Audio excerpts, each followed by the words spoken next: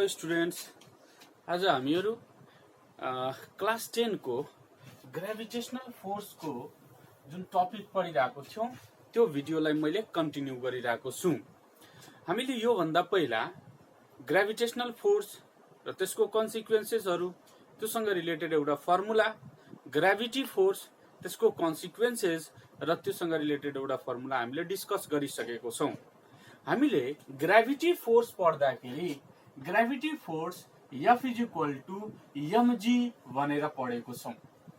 F is equal to mg भने m भन्नुको मतलब मास अफ द बडी हो र g भन्नुको मतलब एक्सेलरेसन ड्यू टू ग्रेभिटी हो। अब यो actually acceleration due to gravity भनेको के हो, यसलाई अलिकति डिटेलमा जाउँ। Acceleration due to gravity, acceleration भनेको त हामीले थाहा छ। एक्सेलरेसन भनेको कुनै एउटा बडी छ, यो बडीमा हामीले फोर्स लगायौं भने यसको इनिशियल भेलोसिटी, मानौ यो मुभ गरिरहेको छ भने सम इनिशियल भेलोसिटी छ यसको u। यदि यसमा हामीले फोर्स लगायौं भने यसको भेलोसिटी चाहिँ टाइम अनुसार चेन्ज हुँदै जान्छ। लेट अस सपोज केही समयपछि टी टाइम पछि यसको भेलोसिटी भयो v, भेलोसिटी चाहिँ चेन्ज भयो विथ टाइम। भन्नुको मतलब त्यो बडी एक्सेलरेट भइरहेको छ भने त्यो एक्सेलरेसनलाई हामीले v minus u by t भनेर लेख्ने गर्छौं। यो rate of change in velocity हो। Rate of change in velocity, कुनै पनि मुभिङ बडीले आफ्नो भेलोसिटीलाई चेन्ज गर्छ विथ सर्टेन रेट अथवा विथ रिस्पेक्ट टू टाइम भने त्यसलाई हामी एक्सेलरेसन भन्ने गर्छौं। अब यो एक्सेलरेसन चाहिँ कुनै बडीमा एप्लाई गरौं, यस्तो बडी जुन बडी अर्थको टुवार्ड्समा खसिरहेको छ। अब अर्थ मात्र हैन, यो कुनै पनि प्लानेटहरुको लागि हामी युज गर्न सक्छौं। मैले कन्सिडर गरे एउटा प्लानेट छ, दैट इज द अर्थ। अब यो अर्थको केही हाइटमा मैले एउटा सानो अब्जेक्ट राख्दिए। यो अब्जेक्टलाई राखेको छु, यसरी राखेको छु भनेपछि यसको इनिशियल भेलोसिटी कति छ, अहिले यो रेस्टमा छ भने यसको इनिशियल भेलोसिटी हुन्छ 0। तर 1 सेकेन्ड पछि यसलाई हामीले छोड्दियौं, ड्रप गर्यो भने 1 सेकेन्ड पछि म एब्जर्भ गर्छु भने यो 1 सेकेन्ड पछि यसको भेलोसिटी मैले मेजर गर्छु भने यदि अर्थको केसमा छ भने यसको भेलोसिटी 0 बाट चेन्ज भएर 9.8 मिटर पर सेकेन्ड भइहाल्छ रे। त्यस्तै अर्को 1 सेकेन्डमा हामी कुरा गर्यौं भने अर्को 1 सेकेन्डमा यो अब्जेक्टको भेलोसिटी भइहाल्छ 19.6 मिटर पर सेकेन्ड रे। अर्को 1 सेकेन्डमा हामीले कुरा गर्यौं भनेपछि यहाँ टच हुँदासम्म 1 सेकेन्ड अझै लाग्यो मानौ भने यति भयो भने 1 सेकेन्ड पछि यसको velocity 19.6 plus 9.8 metre per second हुन्छ। यो भन्नुको मतलब के भयो त भन्दाखेरि यदि कुनै बडी फ्रीली सर्टेन हाइटबाट खसिरहेको छ भने हरेक सेकेन्डमा त्यसको भेलोसिटी चाहिँ 9.8 मिटर पर सेकेन्डले इन्क्रिज हुँदै गइरहेको छ। यहाँ 9.8 मिटर पर सेकेन्ड, 9.8 प्लस 9.8 भनेको 19.6, 19.6 प्लस 9.8 भने हरेक सेकेन्डमा 9.8 ले इन्क्रिज भइरहेको छ। यसको मतलब के भयो त यो बडीमा जुन भेलोसिटी चेन्ज भइरहेछ यसको कारणले यो बडीहरु एक्सेलरेट भइरहेको छ। That means there is the production of acceleration. Acceleration लाई शॉर्ट फर्म में ACCN लेखे। There is production of acceleration. किन एक्सेलरेसन प्रोड्युस भयो भन्दाखेरि कुनै प्लानेटले कुनै अब्जेक्टलाई एउटा फोर्सले आफूतिर तान्छ, त्यो फोर्सलाई हामीले पहिला पनि कुरा गरेको छौं, इट इज ग्रेभिटी फोर्स। त ग्रेभिटी फोर्स को कारणले गर्दा एउटा फ्रीली फलिङ बडीमा एक्सेलरेसन प्रोड्युस हुन्छ भने त्यो एक्सेलरेसनलाई हामी भन्छौं acceleration due to gravity. That is the acceleration produced in freely falling body, freely falling body under influence of gravity is called acceleration due to gravity. यसलाई हामी एक्सेलरेसन ड्यू टु ग्राभिटी भन्छौं। Acceleration due to gravity लाई हामीले small जी ले denote गर्ने गर्छौं, सानो जी ले डिनोट गर्ने गर्छौं। It is denoted by small g. र अर्थमा यसको एभरेज भ्यालु जुन हुन्छ यो 9.8 मिटर पर सेकेन्ड स्क्वायर हुन्छ। Metre per second square acceleration को युनिट हो भने एक्सेलरेसन ड्यू टु ग्राभिटी पनि एक्सेलरेसन हो भने यसको पनि युनिट के हुन्छ त मिटर पर सेकेन्ड स्क्वायर। अब कहिलेकाहीँ क्वेशन सोध्न सक्छ कि the value of acceleration due to gravity on the earth is 9.8 metre per second. What does it mean? अब यस्तो सोध्यो क्वेशन भनेपछि हामीले आन्सर के दिने त भन्दाखेरि it means that the freely falling body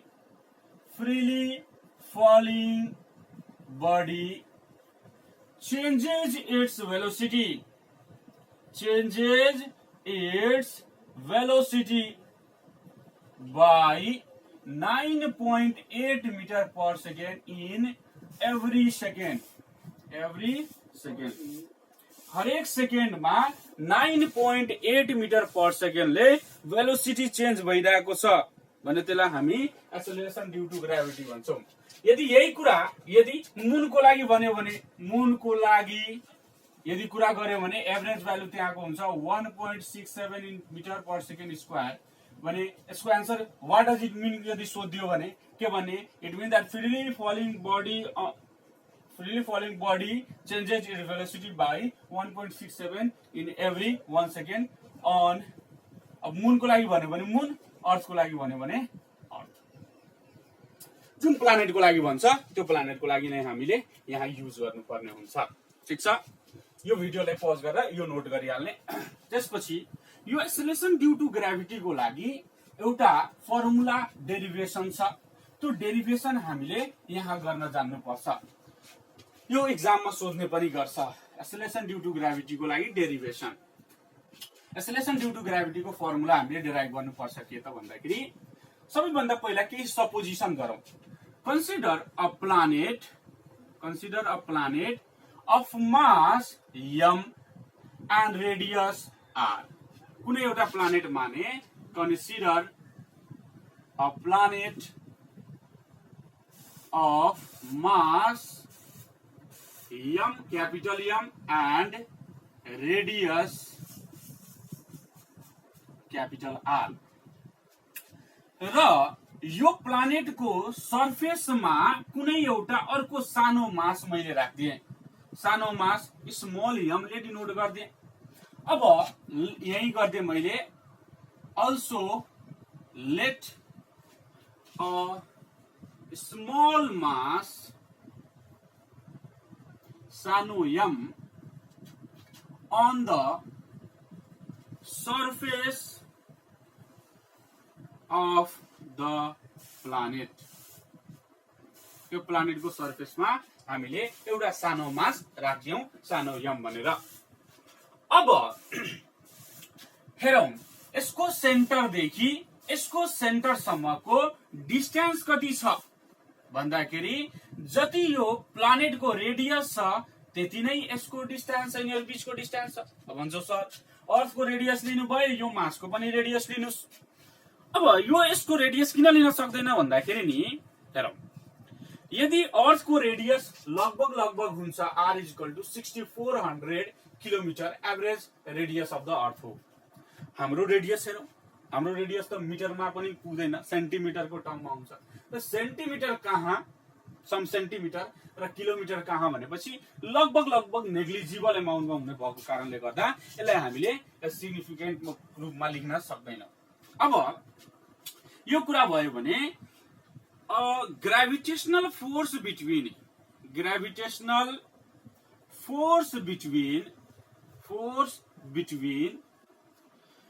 planet and the body कति हुन्छ होला ग्रेभिटेशनल फोर्स? हामीलाई थाहा छ F equal to G m1 m2 by d square भनेर पढेको छौं। त यहाँ F equal to G m1 भन्नुको मतलब एउटा मास क्यापिटल M यहाँ दिएको छ, m2 भन्नुको मतलब सानो मास स्मल m ले डिनोट गरिएको छ, र यिनीहरू बीचको डिस्टेन्स सेन्टरदेखि सेन्टरसम्मको डिस्टेन्सलाई d को सट्टा यहाँ तिनीहरू बीचको सेपरेसन r छ भने मैले r स्क्वायर लेखिदिए। This is the equation 1। अब कुनै बडी अर्थको सर्फेसमा छ भने त्यसमा ग्रेभिटी फोर्स लागिरहेको छ। ग्रेभिटी फोर्स कति हुन्छ त? ग्रेभिटी फोर्स भन्नुको मतलब अथवा ग्रेभिटी फोर्स कति हुन्छ त भन्दाखेरि यसलाई मैले W ले डिनोट गर्दै। Gravity force W is equal to सानो m इन्टु G हुन्छ, किनभने जुन बडीमा ग्रेभिटी फोर्स लाग्छ त्यसको मास लिने हो हामीले। अब यो भयो इक्वेसन 2। राम्ररी हेरौं, ग्रेभिटेशनल फोर्स भन्नुको मतलब force of attraction between this two masses. Gravity force भन्नुको मतलब it is the force by which this object is attracted toward the. यो दुवै अट्र्याक्टिभ फोर्स हो भने यिनीहरूको म्याग्निट्युड जुन हुन्छ त्यो दुवै इक्वल हुन्छ। That is gravitational force is equal to gravity force. Gravitational force is equal to gravity force. त ग्रेभिटेशनल फोर्स को ठाउँमा मैले F, ग्रेभिटी फोर्स को ठाउँमा W लेखेको छु, त्यही कुरा मैले लेख्दिए। F भन्नुको मतलब G capital M small m by R square is equal to सानो m इन्टु G। यदि लेख्न मिल्छ। अब यदि लेख्न मिल्यो भनेपछि हामीले यहाँ सानो m र सानो m लाई क्यान्सल आउट गर्न सक्छौं। इक्वेसनको दुवैतिर छ भने सानो g small g is equal to capital G capital M by R square. यो हामीसँग एउटा फर्मुला भयो acceleration due to gravity at the surface. सर्फेसमा एक्सेलरेसन ड्यू टु ग्रेभिटी को भ्यालु कति हुन्छ? G M by R square. अब यो G M by R square भयो भने G यहाँ के हो त? कांस्टेंट हो। मास पनि एउटा प्लानेटको लागि कांस्टेंट नै हो। रेडियस चाहिँ प्लानेटको लागि चेन्ज हुन सक्छ होला, किनभने हामीलाई थाहा छ कि अर्थ कम्प्लिट स्फेरिकल छैन, स्लाइटली ओभल्ड छ। ओभल्ड छ भन्नुको मतलब अण्डाकार छ। अण्डाकार भएको कारणले गर्दा यसको रेडियस जुन हुन्छ यो रेडियस चेन्ज भइरहेको हुन्छ। अब यो रेडियस जुन छ चेन्ज भइरहेको छ भने यो कांस्टेंट र यो इक्वल टु लाई हटाएर मैले प्रोपोर्शनालिटी को साइन लेख्न सक्छु by R square. It means the acceleration due to gravity is inversely proportional to square of the radius of the planet. It means the value of G is inversely proportional to the square of radius of planet को radius सँग inversely square सँग inversely proportional हुन्छ। अब यो inversely proportional को meaning के भयो त हामी एकचोटी राम्ररी यसलाई क्लियरिफाई गरौं। इन्भर्सली प्रोपोर्शनल भन्नुको मतलब यदि यो रेडियस बढ्यो भने G को भ्यालु घट्छ, रेडियस घट्यो भने G को भ्यालु बढ्छ। इन्भर्सली को मिनिङ त्यो हो। मैले एउटा टपिक बनाइदिरहेको छु भेरिएसन अफ G।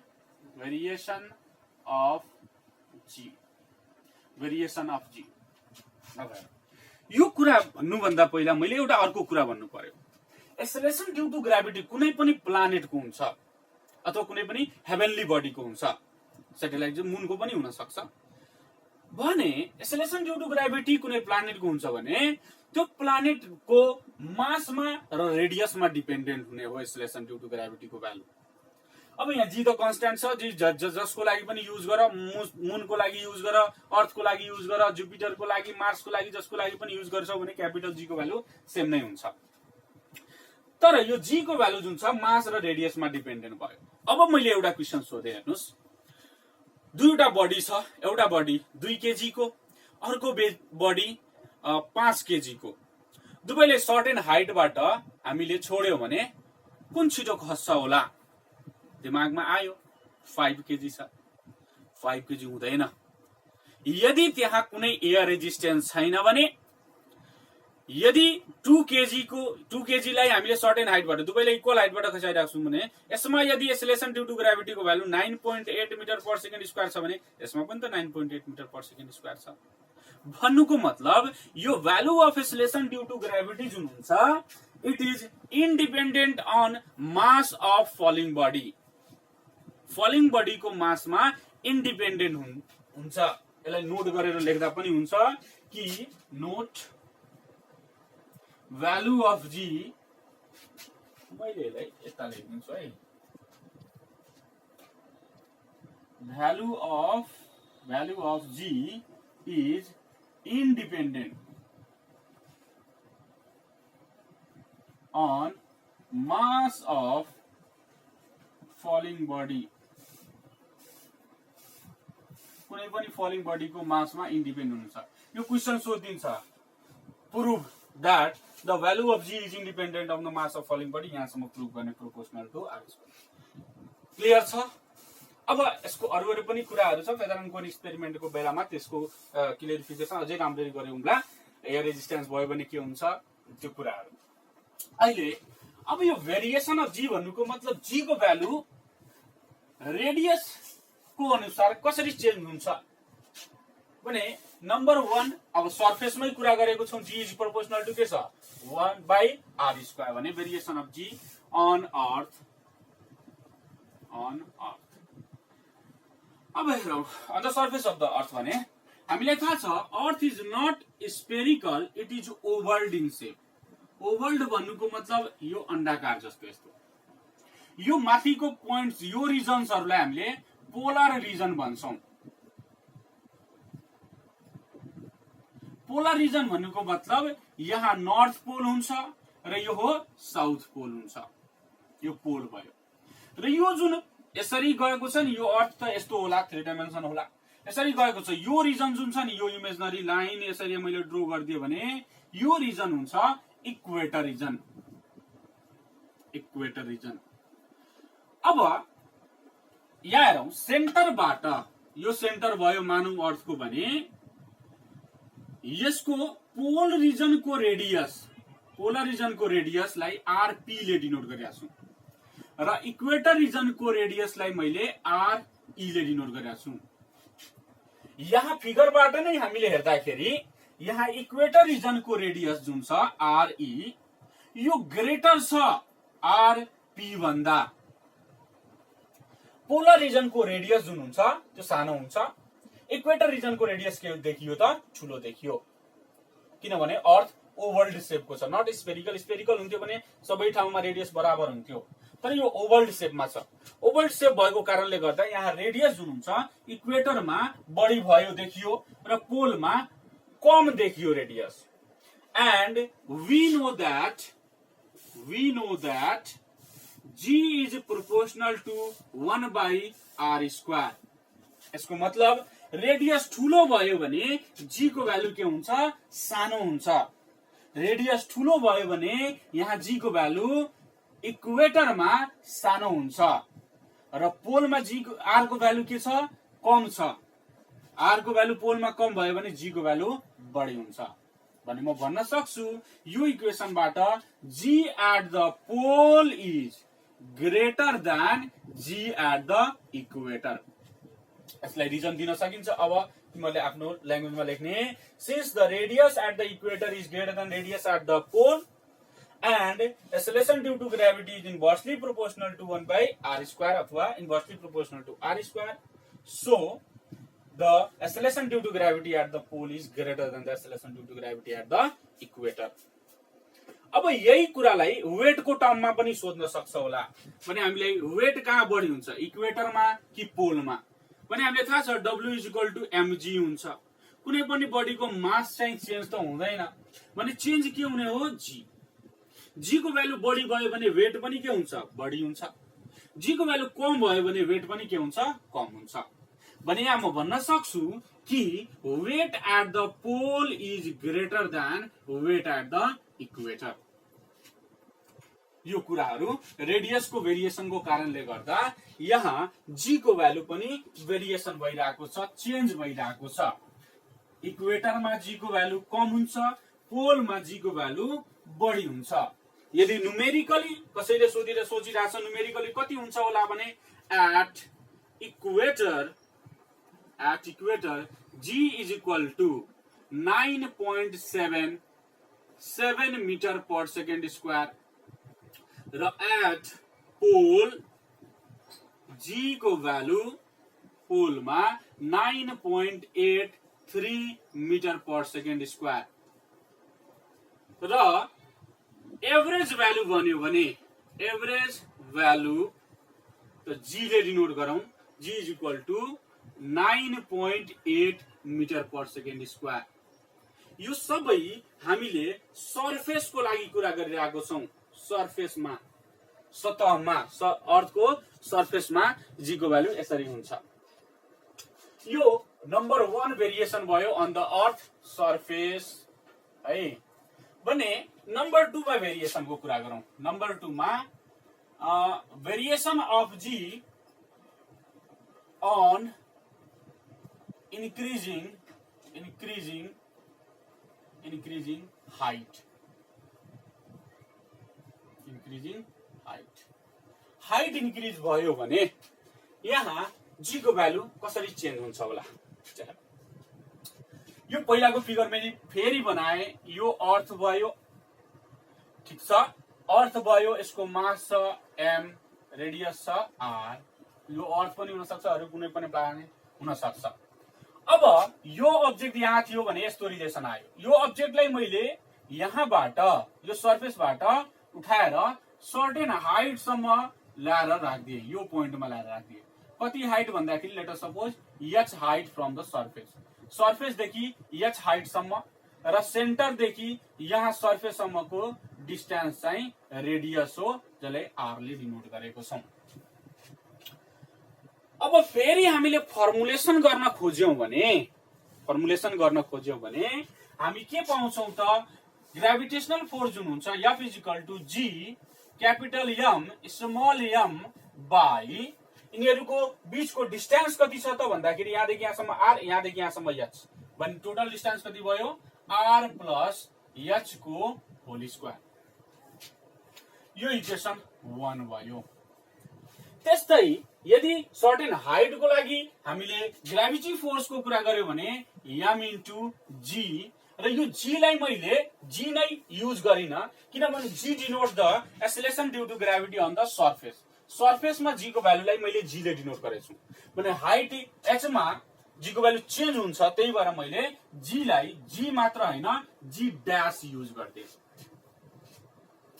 अब यो दुवै इक्वेसन फेरि पनि ग्रेभिटी फोर्स र ग्रेभिटेशनल फोर्स को म्याग्निट्युड इक्वल भयो भने फ्रम 1 and 2 इक्वल भयो भने मैले W = F लेख्न मिल्छ होला भने mg dash = g capital M small m by r + h को होल स्क्वायर यो सानो m कट्छ भने g dash = gm by r + h को होल स्क्वायर यो g dash को लागि भन्नुको मतलब एट हाइट h को लागि यो एक्सेलरेसन ड्यू टु ग्रेभिटी को फर्मुला भयो g = gm by r + h को होल स्क्वायर अब हेरौं अब यहाँबाट g dash = gm by r + h को होल स्क्वायर भयो भने यसले फेरि पनि एउटा कुरा इम्प्लाई के गर्छ कि यो जी डैश को भ्यालु जुन छ यो जी एम कन्स्ट्यान्ट छ भने G dash is inversely proportional to R plus H को होल स्क्वायर। यो भनाइको मतलब के भयो त यदि हाइट बढ्यो इन्भर्सली प्रोपोर्सनल अहिले पनि छ यदि हाइट बढ्यो भने जी डैश को भ्यालु घट्छ हाइट बढाउँदै गयो भने जी को value acceleration due to gravity को भ्यालु घट्दै जान्छ र हाइट घटाउँदै गयो भने जी को भ्यालु बढ्दै जान्छ उल्टो छ भने यहाँ मैले नोट गर्दै नोट इफ भ्यालु अथवा height of the body increases the value of g dash decreases and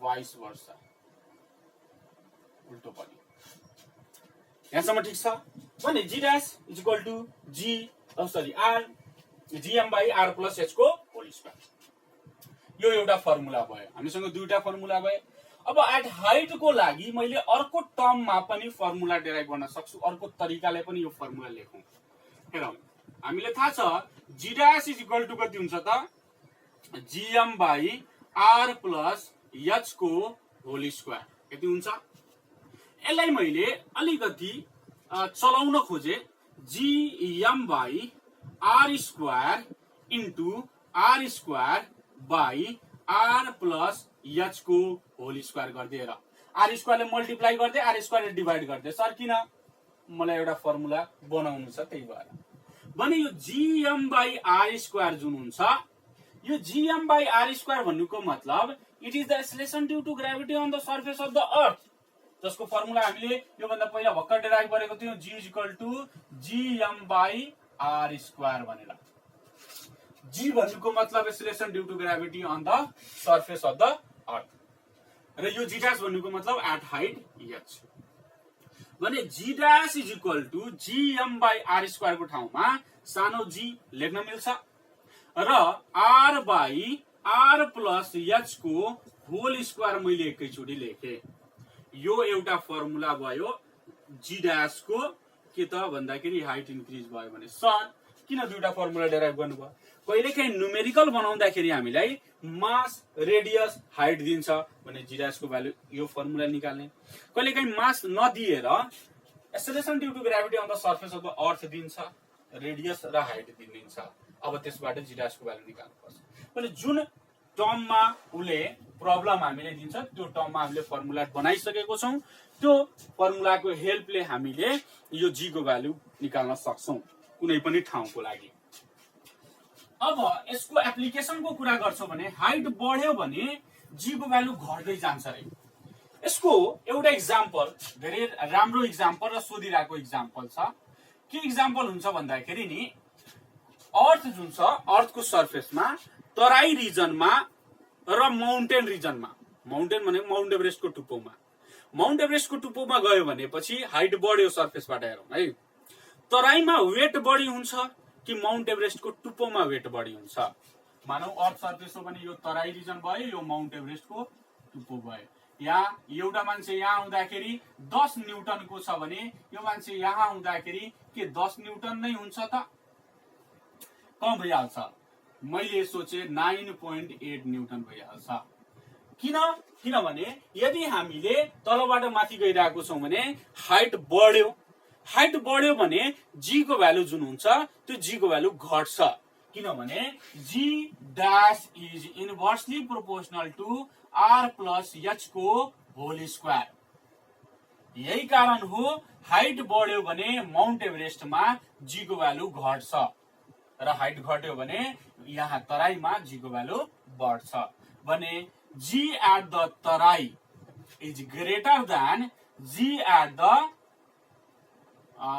Mount Everest मैले हामीले दिएको भने वेट पनि कहाँ बढी हुन्छ तराईमा than the weight on the mount Everest अथवा माउन्टेन्स यो भेरिएसन अफ g भयो अकॉर्डिंग टु हाइट अब भेरिएसन अफ g नम्बर 3 मा according to depth on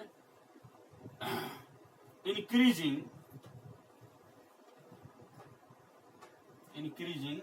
depth. हेरौं, सर्फेसमा जी को भ्यालु सर्टेन हुन्छ, 9.8 एभरेज भ्यालु हुन्छ। यदि हामी माथि गयो भने जी को भ्यालु घट्दै जान्छ, यदि हामी तल जान्छौं भने पनि जी को भ्यालु घट्दै जान्छ है, यो कुरा जान्ने। If we go below to the earth surface, the value of G also goes on decreasing. Decreasing किन हुन्छ भन्दाखेरि यहाँ पनि G dash को भ्यालु जुन हुन्छ, G को भ्यालु जुन हुन्छ, that is inversely proportional to radius.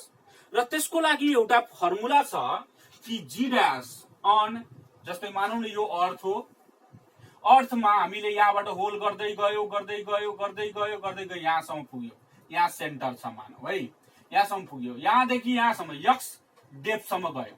यहाँ जाँदाखेरि नि यो माइन मानौ न इनार खनिरहेको छौँ अथवा माइनमा गइरहेको छौँ भने यति डेप्थमा हामी गयौँ भनेपछि यहाँ जाँदाखेरि हाम्रो वेट जुन छ नि त्यो वेट कम फिल हुन थाल्छ, किनभने यहाँ जी को भ्यालु कम भइहाल्छ, किनभने जी को भ्यालु कम हुन्छ। अब हेरौं, यो मानौ यक्स डेप्थसम्म हामी गएको छौँ भने यो पोइन्टमा जी को भ्यालु कति हुन्छ, यो माथिको पोइन्टमा जी को भ्यालु जी छ, यहाँको भ्यालु जी ड्यास लेख्नु हो, जी ड्यास इक्वल टु कति हुन्छ त, G into 1 minus X by are.